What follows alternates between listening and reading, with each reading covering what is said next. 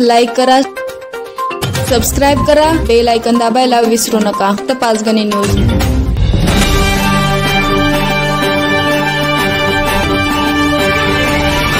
ओढ्यात वाहून गेलेल्या बबन कदम यांचा मृतदेह अखेर आज सोनाट हद्दीत सापडला. महाबळेश्वर तालुक्यात मुसळधार पावसाने हजेरी लावली असून काल घावरी येथे ओढ्याच्या पाण्यात गुरे चारण्यासाठी गेलेले शेतकरी बबन कदम यांचा मृतदेह आज अखेर सापडला.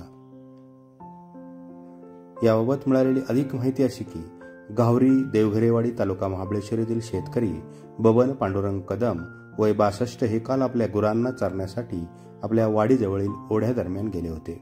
मुसळधार कोसळणारा भयंकर पाऊस यामुळे ओढ्याला भयंकर पाणी आले होते.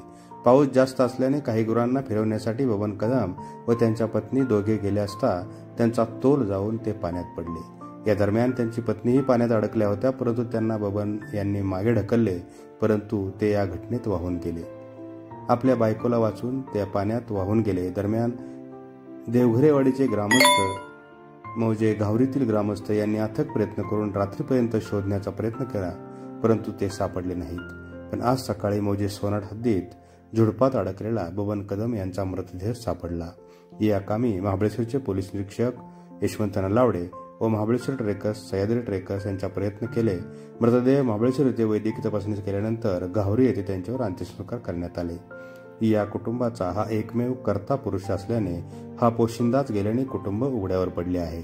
त्यामुळे यांना जास्तीत जास्त आर्थिक मदत मिळावी अशी मागणी या गावातील ग्रामस्थांनी केली आहे.